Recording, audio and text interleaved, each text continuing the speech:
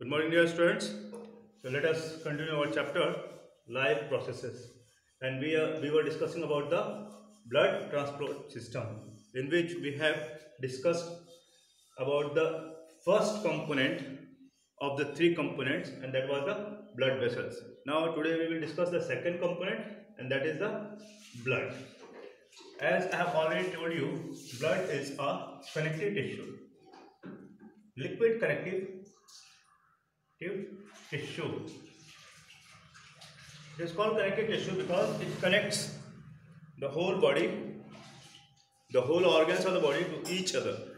Now this blood comprises of three type of major cells. Three type of major cells. They are RBCs, WBCs, and third is platelets.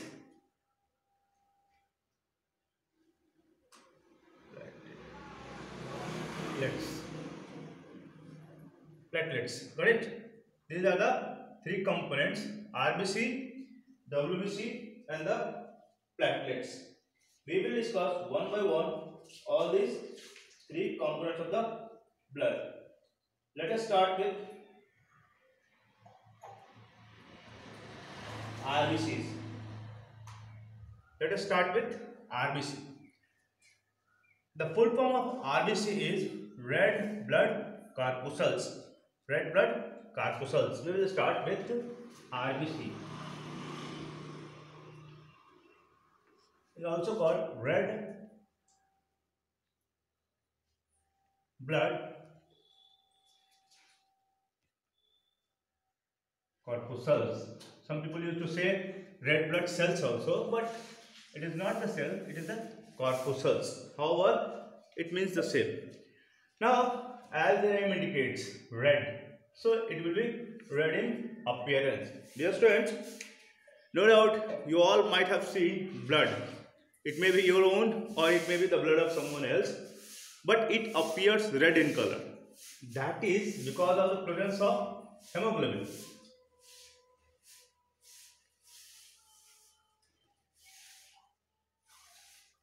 That is because of the presence of hemoglobin. This is the pigment which is responsible for the red coloring of the blood. Now red RBCs. RBCs are the main transporting media in the body. That means they transport all the substances from one place to the other place. Whether they are the useful substances to different parts of the body or waste, metabolic waste from different parts of the body through be removed outside. Now how it happens? Because the main purpose of this is to carry the oxygen to different parts of the body and back the carbon dioxide from different parts of the body to the system. Moreover, the excretory products, the metabolic waste, all those things are exchanged or transported from one part of the body to the other by this hemoglobin. Now the cell of RBC are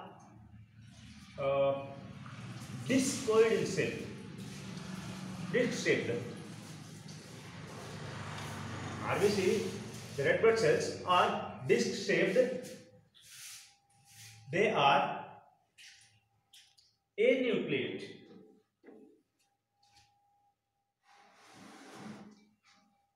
That means they don't have nucleus. No nucleus. They are anucleate. That means nucleus is not present in them. This is the basic or the main important point of it, that nucleus is not there in RBCs. Their life cycle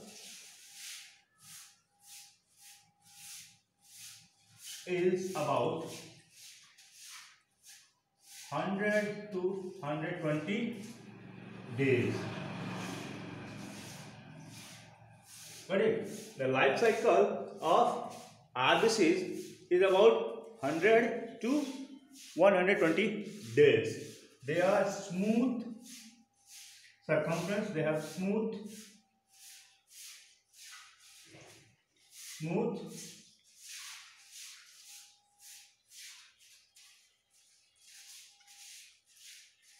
circumference. That means they are this circumference is smooth. Why it is called smooth? That you will understand when we will start discussing about the WBC. After getting the information of WBC, then you will be able to understand better why it is called smooth. There are millions of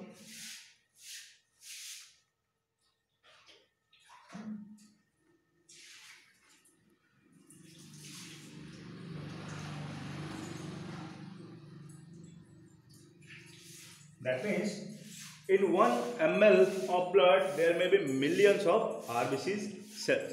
So these were all about the RBC. It is also known as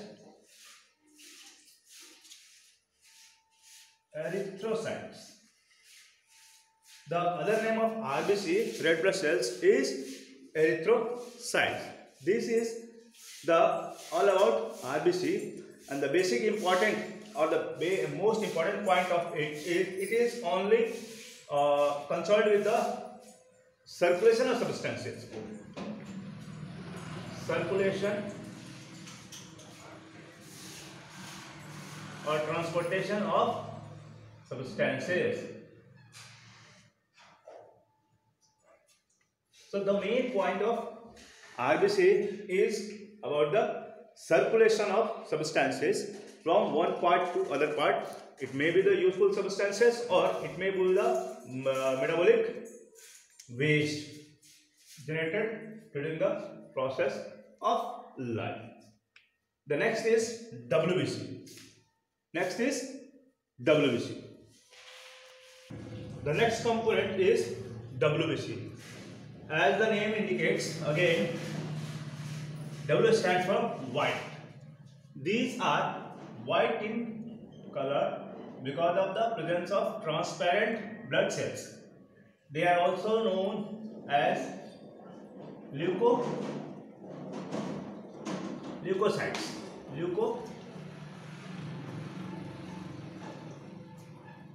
Leukocytes. And the main function of this WBC is to fight against the disease. That means they are responsible for the immunity system of the body. They are responsible for the immune system of body. So they develop the immune system.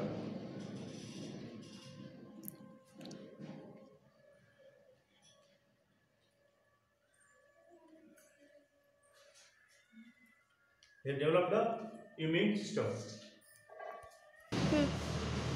They are lesser number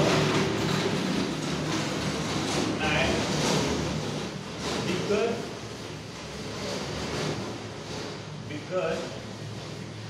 in size as compared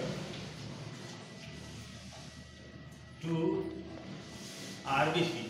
That means we were discussing that RBCs are numerous in number as compared to the number of RBCs and size of RBCs.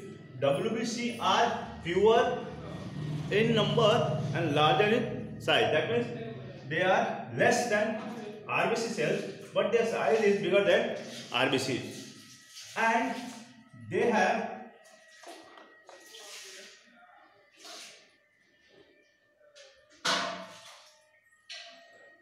rough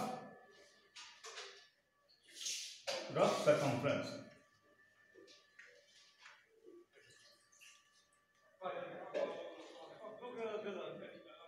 They have rough circumference. That means now you will be able to understand why I wrote there in the case of RBC that they have smooth circumference. Here you can see, however, this diagram I am not, it will take a lot of time. So I have just tried to show you that the smooth is not, the surface is not smooth as compared to RBCs. Now RBCs were disc in shape. They were discoid in shape. They are spherical in shape.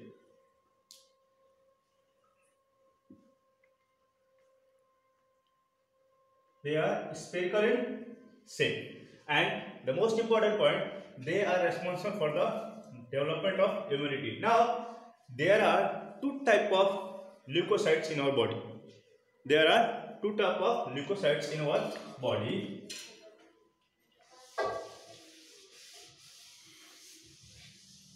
One are phagocytes and the other is immunocytes.